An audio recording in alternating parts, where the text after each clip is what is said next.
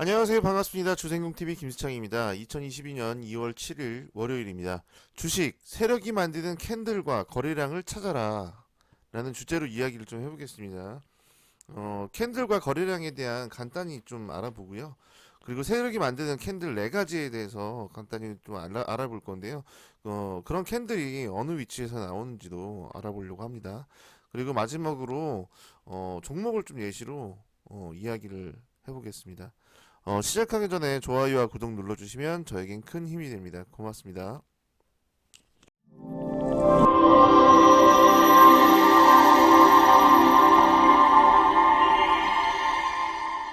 캔들과 거래량의 정의를 좀 알아보겠고요. 그리고 주생공이 생각하는 기준이 어떤 건지에 대한 이야기를 하겠습니다. 캔들이란 주가를 나타내는 차트에서 주가의 움직임을 표시한 막대다. 글로만 읽으면은 전혀 모를 거예요. 그 뒤에 그림이 있으니까 그림 보면서 설명하겠고요. 그리고 거래량이란 증권시장에서 사고 파는 채권이나 주식의 액면 가격이라고 네이버에 나와 있었습니다. 사고 파는 주식수의 합입니다. 합. 사고 파는 주식수의 합을 거래량이라고 합니다. 거래량에 대해서는 이 영상 말고 다음 영상에서 한번 더 다뤄야 될 것 같아요.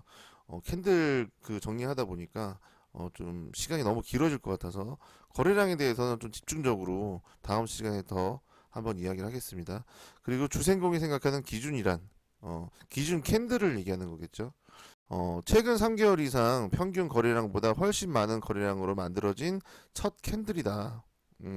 그 첫 캔들이 기준이 된다.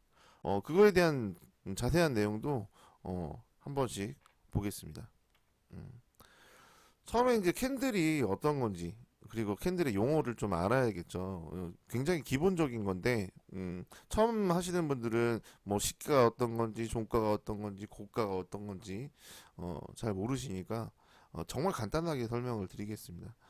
어, 처음에 저희가 이제 아침 9시에 주식시장이 열리죠. 주식시장이 열리면 그 시작하는 가격대 그게 이제 시가고요. 그리고 3시 30분에 저희가 이제 끝나죠. 그때 형성되는 가격이 종가입니다. 그리고 고가는 그 일봉상으로 얘기를 드릴게요. 그 하루 동안 이 주가가 움직였을 때 가장 높은 가격이 고가, 그리고 가장 낮은 가격이 저가입니다. 그러니까는 장중에 밑으로 한번 내려갔다가 고점을 찍고 다시 내려오는 요렇게 요렇게 H자를 만들면서 그 내려왔다 그러면 이런 모양이 나오겠죠. 음봉을 또 설명을 해보자면 이게 좀 반대입니다. 종가하고 시가가 반대예요. 시가가 위에 있는 거죠.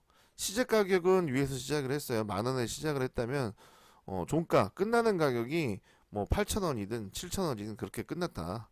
그래서 시가보다 종가가 낮은 가격으로 형성이 됐다. 그러면 음봉이라고 합니다. 파란색 봉이에요. 장중에 최고점을 찍은 게 고가고 최저점을 찍은 게 저가고 그리고 시가보다 낮게 가격이 형성됐으면 종가가 밑에 있다. 이렇게 하면 음봉이 된다. 요거 간단히 알아보고 가겠습니다. 그리고 이제 캔들 모양이 여러 가지가 있습니다. 지금 대표적인 캔들 한 4개만 갖고 왔는데요. 뭐 세력이 만드는 캔들이 설마 이게 4가지밖에 없을까요? 그렇지만 이제 중요하게 생각하는 캔들이다. 중요하게 생각하는 캔들이 요 4가지가 있다. 첫 번째는 이것도 이제 갭이라는 개념은 나중에 좀 더 설명을 해야 될 것 같은데요. 시가가 어제 종가보다 굉장히 높게 형성이 됐다가 한 뭐 5% 10% 그렇게 더 올라서 형성이 됐다가 장중에 밑으로 쭉 뺀 거죠. 시가보다 종가가 굉장히 밑에 형성된 장대 음봉 마감한 요런 캔들, 그리고 요 나무 막대기처럼 위에가 이제 꼬리가 없는 캔들, 요런 캔들이 대표적으로 이제 상한가가 들어가는 캔들이겠죠. 세력들이 거래량을 만들면서 상한가를 올렸다는 거는 그 개미들이야 올릴 수 있는 그런 금액이 아니기 때문에 요런 캔들도 세력이 만든다. 갭을 띄우는 것도 세력이 만든다. 그리고 장중에 윗꼬리를 쭉 뭐 상한가 근처까지 갔다가 뭐 10에서 15% 아니면 더 적게 5%까지 마감을 하는 이런 윗꼬리가 많이 길게 달린 캔들, 이런 캔들도 굉장히 중요하다. 그리고 그 반대로 윗꼬리를 만들면서 음봉 마감한 이런 캔들도 중요하다. 당연히 이게 밑에 꼬리를 달면서 이렇게 올라온 캔들도 중요합니다. 중요한데 일단은 요 네 가지는 유심히 보자. 기본적으로 요 네 가지는 세력이 만들었구나. 어, 특히나 이 거래량이 실려야 됩니다. 전 뭐 3개월이든 뭐 그 전에 그 터지지 않았던 거래량을 만든 요런 캔들이 굉장히 중요하다 말씀을 드리고요. 여기 보시면 그런 봉들이 어디서 많이 나오냐, 그게 굉장히 중요하죠. 어, 제가 항상 그 굉장히 중요하게 생각한다는 이게 451선입니다. 451선을 뚫기 전에도 그런 캔들이 분명히 나옵니다. 나오지만 대상승으로 이제 엄청나게 큰 상승을 보이는 종목들은 451선 위에 있더라. 위에서 이제 크게 상승이 많이 나오더라. 이런 개념으로 451선 위에서 형성되는 캔들이 많이 나옵니다. 그 나오는 캔들이 어디서 많이 나오냐? 451선을 뚫어줄 때도 캔들이 강하게 나오고요. 상한가 목이라든지 특히 요 고점에서 많이 나오는 캔들이 처음에 보셨던 전에 봤던 요 갭상승 후에 음봉 마감하는 캔들이죠.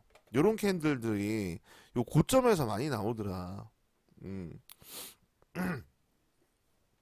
그거는 두 가지인데 뭐 매물 소화하고 매집하는 캔들일 수도 있지만 고점이어서 저 세력들이 나가는 캔들일 수도 있습니다. 그거는 어떤 위치에 있느냐에 따라 좀 많이 달라요. 음, 그렇게 이제 고점에서 출현을 많이 하더라. 그리고 거래량을 쭉 빼면서 한번 이렇게 올리는 요 타임, 올라가는 요 자리 있죠. 전에 있는 매물들, 그리고 매물이라는 게 이제 개미들이 많이 물려 있는 곳입니다. 개미들이 많이 물려 있는 곳에서 그런 캔들이 출현을 하더라. 그리고 올라갈 때, 본격적인 상승이 나올 때도 거래량을 죽였다가 본격적인 상승이 나올 때도 상한가 봉이라든지 갭을 띄웠다, 뉴스를 띄워서 갭을 만드는 그런 봉이 나오든지 아니면 윗꼬리가 많이 달리는 그런 캔들이 많이 달리든지 그런 식으로 이제 상승이 초입에 있을 때 그런 캔들이 나오더라. 음, 그렇습니다. 요 간단히 요 그림 잘 보시고 고점 요 선 그어놓은 게 추세선인데 추세선뿐만 아니라 지지와 저항선 전고점 자리 요런 자리에서 거래량을 실린 캔들이 다소 출현을 하더라 라고 생각을 하시면 됩니다. 지금 뭐 그림으로 보면은 정확하게 알 수는 없지만 나중에 차트를 보면서 차근차근 또 설명을 드리겠습니다. 그리고 이제 그런 봉이 출현했다. 큰 그림으로 이평선들이 이제 수렴을 하고 배 꼬여 있고 이런 캔들이 출현을 했어요. 첫 번째 캔들이 출현했을 때 굉장히 이제 유심히 봐야 됩니다. 이때부터 바로 매수를 하는 게 아니라 매수 타이밍을 잡아야 되는 거죠. 매수 타이밍을. 거래량을 동반한 기준 캔들, 몸통을 기준으로 해서요. 위아래로 선을 긋습니다. 선을 긋고 요 위로 이제 올라갔을 때는 다시 이 몸통의 윗부분을 터치하는 부분이 이제 매수 타이밍이 되겠고요. 몸통 안에서 움직인다 할 때는 기준이 좀 여기는 이제 대표적으로 20일 이동평균선을 말씀을 드렸는데 뭐 기준선이 될 수도 있고요. 일목균형표의 기준선이 될 수도 있고 그리고 뭐 볼린저 밴드라는 것도 나중에 배우실 텐데 볼린저 밴드 하단이 될 수도 있습니다. 그렇지만 이제 대표적으로 21선 이동평균선 21선 이동평균선을 닫고 반등하는 경우가 많더라. 그래서 여기서 이제 매수 타이밍이 됩니다. 그 대신 이제 요 하단, 몸통의 하단을 깨고 내려간다. 그러면 매수하면 안 되겠죠. 아니면 그 몸통의 하단 자리에서 매수를 해도 되지만, 몸통의 하단에서 매수하기보다는, 떨어졌을 때 다시 올라오는, 몸통을 다시 관통하는 자리가 매수 타이밍이다. 이렇게 크게는 세 군데에서 매수 타임을 만든다. 무엇이 기준이냐? 거래량이 쭉 없다가 3개월 이상 쭉 거래량이 없다가 폭발적으로 거래량을 터트리면서 양봉을 만드는 양봉을 만드는 몸통 캔들, 그 몸통 캔들이 기준이 됩니다. 몸통 캔들을 기준으로 해서 몸통 캔들 안에서 매수를 한다든지 몸통 캔들 상단에서 그리고 몸통 캔들 하단에서 요런 게 이제 기준이 되는 거죠. 그 기준 봉 안에서의 또 매수 기준이 되는 겁니다. 근데 저의 기준은 이 몸통 아닙니다. 이 기준을 만들었던 거는 세력이 만들었다고 봐야기 때문에 밑으로 깨는 흐름은 요즘에 좀 많이 보이긴 하는데 깨는 흐름보다는 몸통 안에서 매수 그리고 몸통을 깬다 그러면 손절 그렇게 생각하고 접근을 하시면은 좋을 것 같아요. 그리고 내려온다 그러면 다시 올라왔을 때 요때 몸통 안에서 매수를 한다. 그렇게 생각을 하시면 좋겠네요. 첫 번째 제 눈에 보이는 종목이 이 종목입니다. 이 종목은 어떻게 보면 매수 타이밍은 지난 흐름일 수도 있는데 정말 이제 적정 매수 타이밍은 지났지만 지금 매수를 해도 올라갈 수 있는 여력이 큰 그런 종목이긴 합니다. 모다이노 칩 큰 그림으로 한번 볼까요? 큰 그림으로 봤을 때 이평선들이 이제 451선 기준이죠. 451선을 기준으로 해서 451선 밑에 있을 때는 거래량이 나오면서 윗꼬리 달린 목이 나와도 451선을 못 올라가는 그런 흐름을 보실 겁니다. 이평선들이 그 발산이 돼 있는 이 상황에서는 이평선들이 수렴 그 451선을 뚫지 못하다가 451선을 강하게 뚫은 흐름이 나왔습니다. 2000년 10월 정도에 이제 강하게 뚫은 흐름이 나왔죠. 윗꼬리봉들이 굉장히 많이 출현하기도 하고요. 그렇게 출현을 하다가 중간에 그거를 소화해주는 매물이 봉들과 함께 윗꼬리봉들과 함께 한번 소화를 해주고 뭐 451선을 크게 이탈하지 않으면서 이렇게 흘러오다가 이날 만든 봉이 굉장히 이제 의미 있는 봉입니다. 요 확대해서 볼게요. 22년 1월 5일 날 윗꼬리를 달면서 거래량을 터트린 그 전 거래량과는 다른 큰 거래량을 터트린 봉이 나옵니다. 요 봉이 나왔을 때 위에 아래 몸통을 기준으로 했을 때 이 안에서 21선을 닿는 자리 딱이죠. 21선을 닿고 다음날 상한가를 갑니다. 이런 식으로. 그렇지만 이 종목 같은 경우는 저는 끝났다라고 보기는 조금 힘들긴 하지만 요봉이 좀 걸립니다.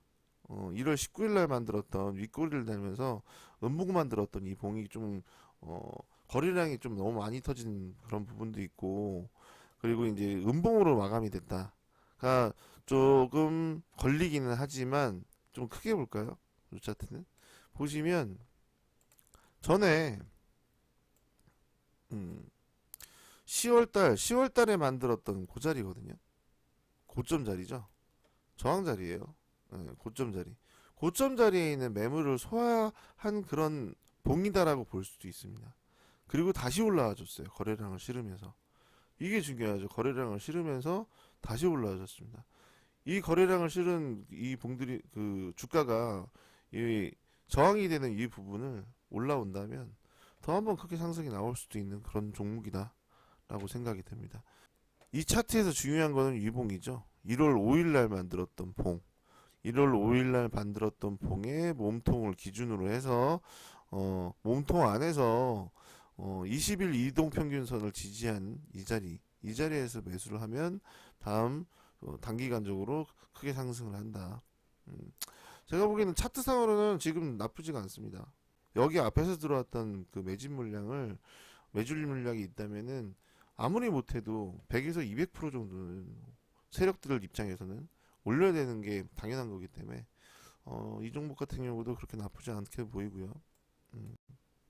그 다음에 보시는 게 이제 대성 파인텍이라는 종목인데요. 대성 파인텍도 앞전에 10월달에 상한가 봉을 만들면서 앞에서의 흐름이 이런 걸 좋아합니다. 막 상한가 여러 개 나가고 아주 이평선들이 굉장히 벌어진 그런 종목은 최대한 안 하시는 게 좋아요. 한 2, 300%씩 막 올랐던 종목들 있죠. 그런 종목들은 안 보시는 게 좋지만은 이런 식으로 계단식으로 윗꼬리 단봉이 많이 나오는 그런 매집을 했다는 그런 구간이 보이면 굉장히 좋다고 보입니다. 이 종목 같은 경우도 내려오면서 갭 띄운 음봉 음봉 보이시죠? 장대 음봉 이런 장대 음봉을 만들면서 매물 소화를 하면서 내려왔다라고 판단이 되고요. 어, 가장 중요한 건 요 봉입니다. 요 봉. 이평선들이 배배 꼬여 있을 때, 응축이 돼 있을 때 상한가로 올린 봉이 나타납니다. 1월 12일 날 1월 12일 날 상한가 올리는 봉이 나오고 여 위로 올라갔지만 다시 한번 내려왔죠. 안으로 들어왔을 때 오늘 공부한 거랑 딱 좋네요. 20일 이평선을 깨지 않고 다시 상승을 해줍니다. 20일 이평선을 깨지 않고 다시 한번 상승을 해준다. 이렇게 하면 앞으로도 대성파인텍은 자동차 관련주잖아요. 더 큰 상승이 나올 수 있다. 앞에 매집한 물량이기 때문에 여기서 끝나지 않을 거다. 그렇게 보입니다. 그렇지만 이제 실패를 한다. 여기서 너무 이제 던지는 그 개미들이 많다고 하면 한번 눌렀다 갈 수도 있겠지만 대성 파인텍은 저는 상승이 나올 것으로 좀 보이네요. 그리고 저번에도 소개해드렸던 파인 디지털이라는 종목이죠. 이 종목이 되게 괜찮다고 말씀을 드렸어요. 이 종목 같은 경우는 뭐 월봉 상태도 워낙에 지금 좋은 자리고 매집을 굉장히 오랜 시간 한 흔적이 보입니다. 주봉 상태도 너무 좋아요. 차트가 너무 좋아서 451선을 위아래로 해가지고 차트를 굉장히 예쁘게 만들어 놨습니다. 예쁘게 만들어 놨고 이날이죠. 이것도 1월 12일 날 나왔던 종목이네요. 1월 12일 날 장대 거래량을 동반한 장대 양봉을 한번 만들어요. 요 장대 양봉의 위아래를 선을 걷습니다. 선을 거주고 이 안에서 놀죠. 이 밑으로 떨어지는 게 아니라 그리고 21선을 터치합니다. 그리고 상승이 나왔습니다. 금요일날 상승이 좀 나왔어요. 그리고 그 위를 또 올라왔죠. 그 위를 올라왔다면 여기 밑을 깨지 않는다면 7,380원을 깨지 않는다면 또 한 차례 상승이 나올 것으로 보입니다. 저는 굉장히 좋다고 봅니다. 앞전 매물도 한번 이제 소화하는 그런 모습이 나왔고, 한번 이제 큰 상승이 한번 나올 수 있는 그런 종목이다. 요거는 이제 애플카 관련 그 납품하는 그 이슈가 있어가지고 올랐던 종목인데 이 종목도 저는 굉장히 좋다고 봅니다. 지금 보시는 것처럼 가장 중요한 거는 요 앞에 폭만 보는 게 아니라 전체적인 그림이 중요해요. 항상 말씀드렸던 451선, 451선을 강하게 뚫어주는 종목이 거래량을 줄이면서 쭉 밑으로 흐르다가 451선 근처에서 이동평균선들 모든 이동평균선들이 뭉쳐있는 자리에서 거래량을 실는 캔들이 나왔다. 윗꼬리가 달린 캔들, 뭐 상한가 캔들이라든지 캔들이 나왔다고 하면 그 캔들이 기준이 된다. 기준이 되고 그 안에서 대표적으로 20일 이동평균선 20일 이동평균선 닿는 자리에서 매수를 하면은 반등이 나오더라. 나중에 이제 거래량에 대해서 이야기를 드릴 텐데요. 왜 거래량이 중요하고 왜 이제 캔들이 중요한지를 거래량 이야기하면서 한 번 더 이야기를 드리겠습니다. 지금은 기본적인 거 그리고 기준이 되는 캔들을 찾는 거 요거까지만 하겠습니다. 요거까지만 하고 왜 이 캔들이 중요한지에 대한 내용은 시간 나는 대로 만들어서 다시 한번 올리겠습니다. 자, 전체적으로 다시 한번 이야기를 할까요? 가장 중요한 거 기술적 분석으로 해요. 451선을 강하게 앞전에서 뚫어줬던 모습, 윗꼬리가 달린 캔들이 많이 나온 그런 종목이 거래량을 줄이면서 451선 근처에 왔을 때 앞전과는 확연히 다른 거래량을 가진 캔들이 출현했을 때 그게 기준이 된다. 그런데 이동평균선들이 넓게 벌려져 있다가 응축돼 있으면 얼마나 강하겠어요. 그걸 강하게 뚫어준 거예요. 의미가 있는 거죠. 그 의미가 있는 봉을 위아래로 선을 그어 놓고 그 안에서 20일 이동 평균선을 지지하고 올라가더라. 음, 그 얘기를 오늘 마지막으로 하면서 마무리하겠습니다. 지금까지 시청해 주셔서 감사하고요. 앞으로 더 좋은 내용 만들어 가지고 다시 오겠습니다. 고맙습니다.